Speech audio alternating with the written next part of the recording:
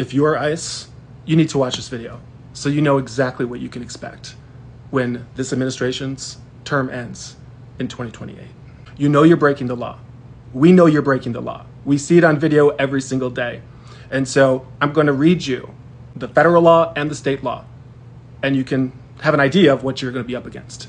18 U.S. Code 242, titled Deprivation of Rights Under Color of Law, is a federal law that makes it a crime for someone acting under the authority of law to willfully deprive another person of their constitutional rights or privileges. This includes actions taken by the government officials like law enforcement officers that violate a person's federally protected rights. And yes, this applies to undocumented migrants. So when you're using force without offering due process, you're looking at criminal liability.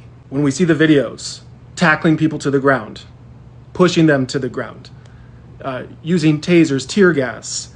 The Fourth Amendment protects individuals against excessive force. And if it is found that you are using excessive force, considering the situation, you will not be protected as a federal agent against civil liability nor criminal liability.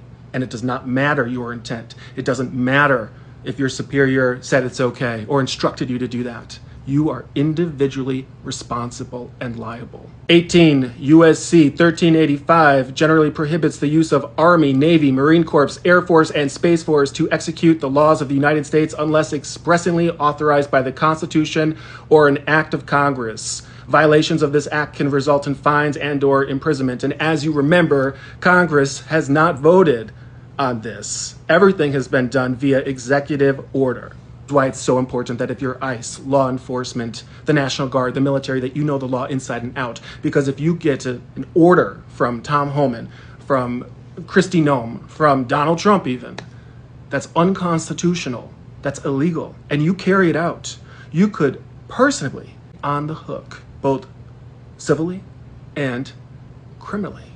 Don't believe me?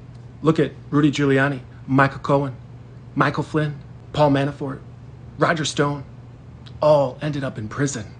You think he cares about you? You think he cares whether or not you go to jail or not?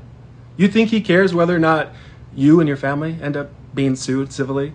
Ordinarily, law enforcement agents would be protected against civil liability.